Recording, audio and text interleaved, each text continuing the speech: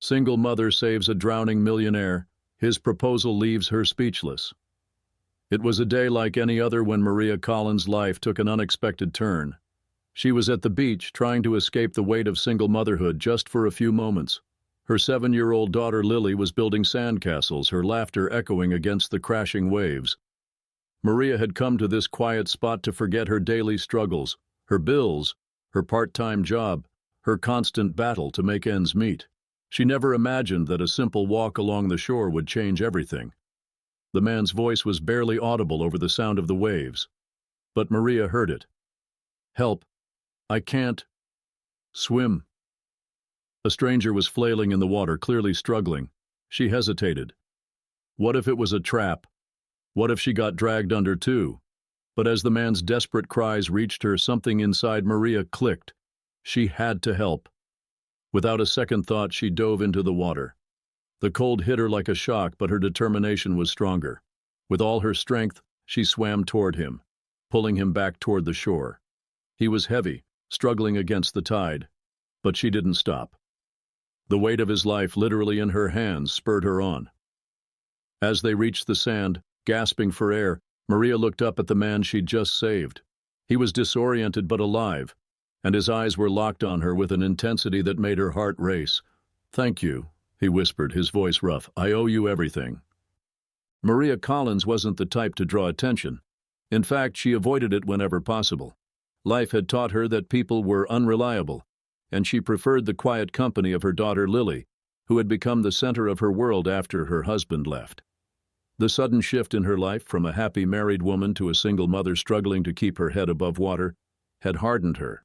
She'd learned to do everything herself, manage the bills, raise her daughter, and keep the roof over their heads.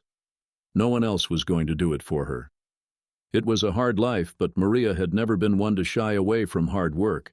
She worked 2 jobs, one as a waitress at a local diner, and the other cleaning offices at night. It wasn't glamorous, but it paid the bills. The dreams of a better life seemed far away, until today. The man she had saved, Lucas Marshall, was nothing like the men she was used to seeing in her small world. He was tall, dressed in expensive clothes that spoke of wealth, and had a confidence that suggested he never had to worry about anything, least of all drowning. He looked out of place here, at this quiet, modest beach. But there he was, lying on the sand like a man who had just been reborn. Lucas was a billionaire, the kind of man whose name was splashed across business magazines and whose face was familiar to anyone who paid attention to high society. He owned half the city's real estate and had a reputation for being ruthless in business, a man who didn't waste time with pleasantries. Maria noticed the look of confusion on his face as he tried to sit up. He glanced at her, his eyes searching as if trying to figure out who she was. I don't even know your name," he said, his voice soft, still shaken from the ordeal. "Maria," she replied simply, trying to step away from the conversation. But Lucas wasn't having it. "You saved my life," he said, his tone changing, now tinged with gratitude. "I don't think I'll ever be able to repay you." Maria smiled faintly, brushing sand from her clothes. "You don't owe me anything, just be more careful next time." But Lucas wasn't ready to let it go. "I'm serious. I don't think I could have made it without you. I don't know what I would have done if you hadn't shown up when you did." Maria felt a strange warmth in her chest at his words. The man was grateful, no doubt. But she couldn't shake the feeling that there was something more to this encounter. The millionaire's eyes never left hers, and Maria couldn't help but wonder how much her life was about to change. Maria had no idea who the man was. As she dragged him to the safety of the shore, his features slowly became clearer. He was tall, rugged, with jet-black hair, and his suit, a once elegant, now soaked black fabric, was completely ruined. He appeared well-groomed, even though his disheveled state made him look like someone who had fallen from the highest of places.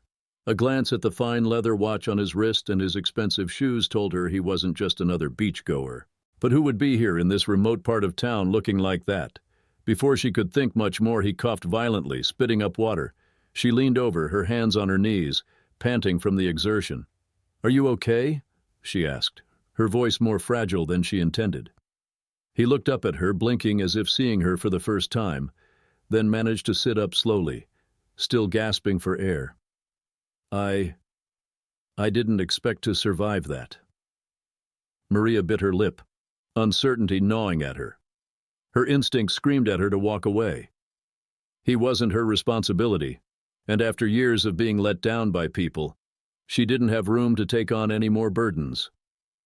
But there was something about his presence that pulled her in, a strange mix of vulnerability and strength. "My name's Lucas Marshall," he managed to say, finally steadying himself. She nodded slowly. "Maria Collins." There was a beat of silence, where neither knew what to say next.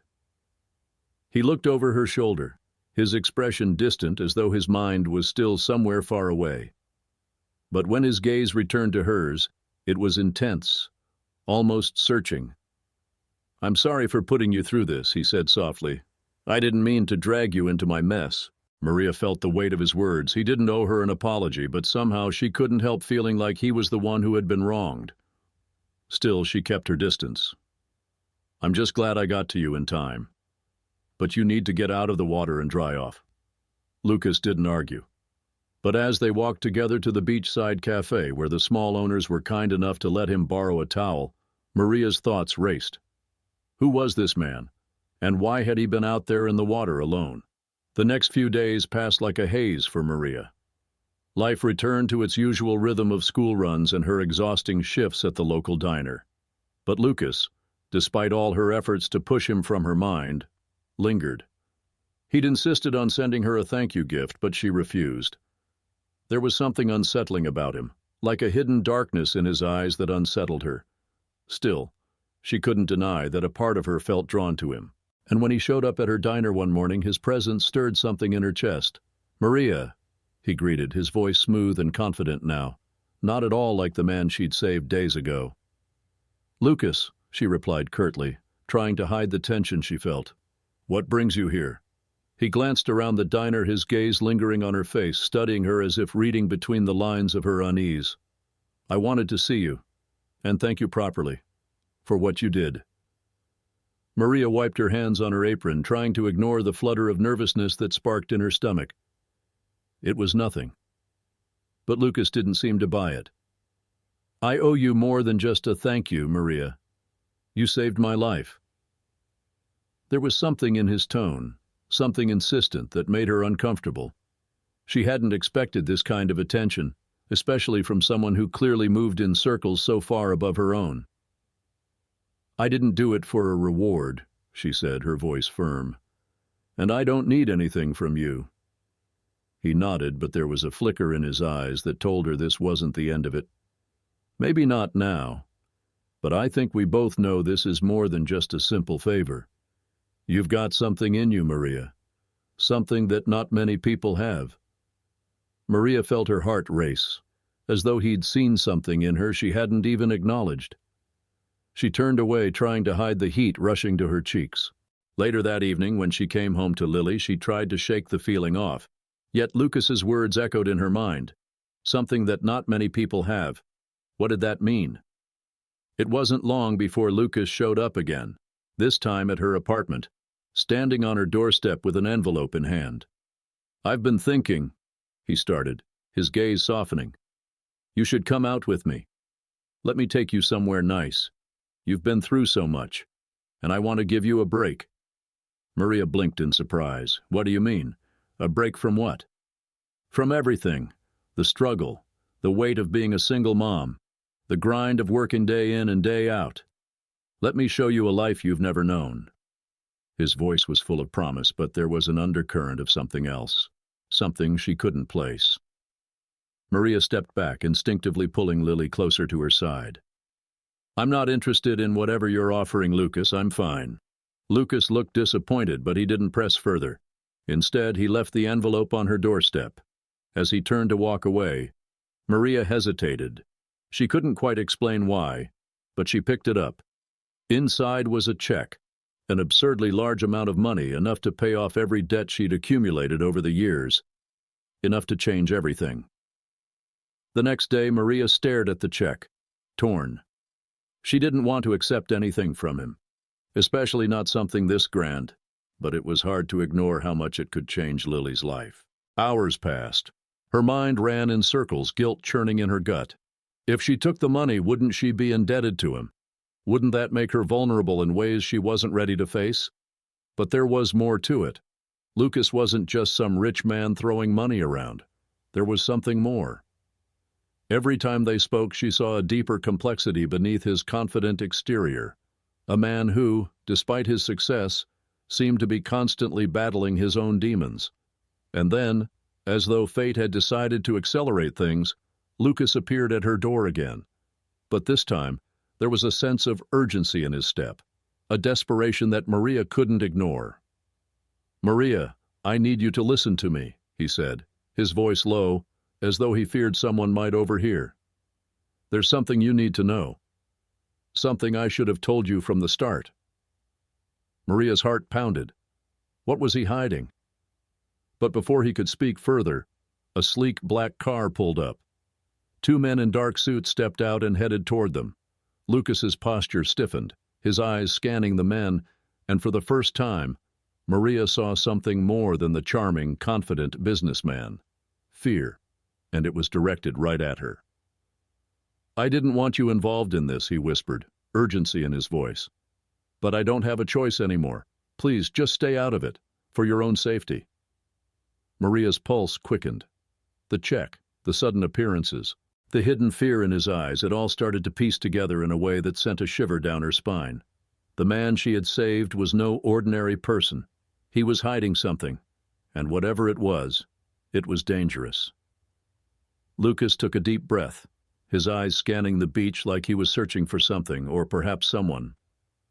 Maria stood up, brushing the sand off her hands, ready to leave. She had helped him, and now it was time to move on with her day. But something in his posture stopped her. "Wait, Maria." His voice cracked slightly, and she turned back. There was an unease about him now, something that had shifted. The man who had seemed so confident before, so impervious to danger, now looked like a man on the edge of a precipice. "I need to tell you something," he said, his voice heavy with reluctance. "And I don't even know if I'm ready for it, but I can't let you walk away without knowing." Maria frowned. Her curiosity piqued, but her skepticism held her in place. She had seen enough in life to know that people often carried secrets, dangerous, ugly secrets, and Lucas, with his disheveled appearance, probably wasn't any different. Still, she didn't interrupt. She waited for him to continue. "I'm not who you think I am," he began, his voice distant as though he was speaking to himself more than to her. "I mean, I am Lucas Marshall, but not the man you think, not the person you saved." She raised an eyebrow. "What are you talking about?" He looked down, struggling with something inside him. His hands fidgeted, his fingers twitching, betraying the tension in his body. For a moment, Maria thought he was going to say something trivial, like how he had just come to the beach for some fresh air. But what he said next made her freeze. "I was there for a reason. I wasn't just swimming, I was running away." Maria's heart skipped a beat. Her instincts flared, alert. Running away? From what? His gaze darkened, and for the first time Maria saw the real weight behind his eyes, the kind of weight that could break a man if it wasn't dealt with. He glanced around as if checking to make sure no one was listening. "I'm not just a millionaire businessman, that's the facade," he continued, each word laced with an unsettling tension. "I'm part of something much worse." Maria's stomach twisted. Her mind raced, but she couldn't make sense of what he was saying. "What do you mean, worse?" Lucas swallowed hard. He took a few steps forward, his shoulders tensing with the need to share something he clearly hadn't planned on revealing. "I'm involved in a network, Maria. A business, yes, but one that's been built on exploitation and manipulation. I've been living in a world where people like you, people who've been hurt, used, abandoned, are nothing but pawns to profit from." Maria took a step back, her breath catching in her throat. The sudden weight of his words hung in the air, thick and suffocating. "I didn't start out that way," he added, his voice breaking. "I didn't know what was happening until it was too late.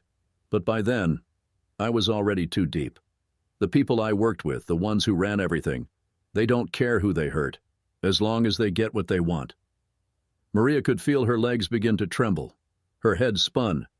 She'd never imagined that the man she had just saved could be tied to something so monstrous, so vile. She had helped him. And now she was faced with a reality that she didn't know how to process. "Why are you telling me this?" she asked, her voice a whisper. "Why now?" Lucas's eyes were filled with pain, a deep anguish that seemed to tear through his carefully constructed exterior.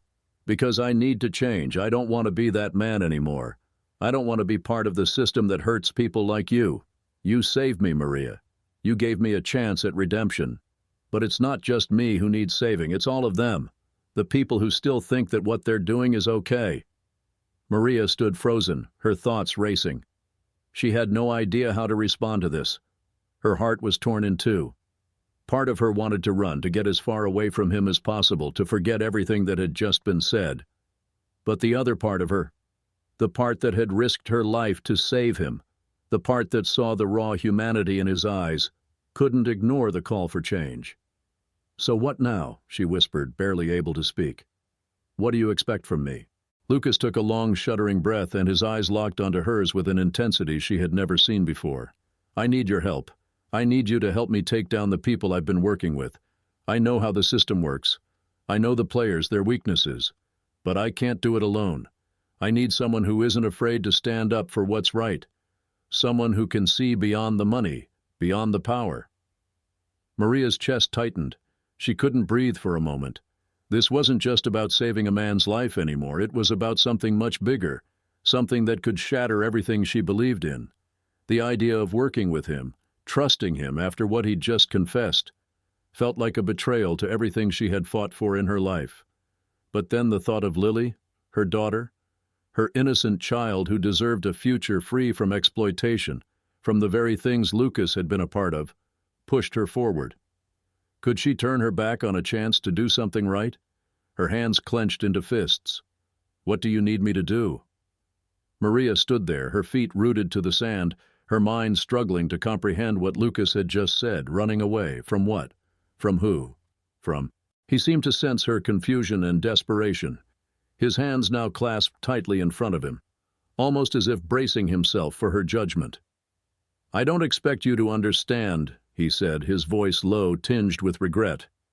"But I needed to escape from a life I've been trapped in. A life I've created for myself. Money, power, influence, it's all been a mask. A prison." His gaze dropped to the ground as if he was ashamed to meet her eyes. "I'm not a good man, Maria. Not by a long shot." Maria's chest tightened.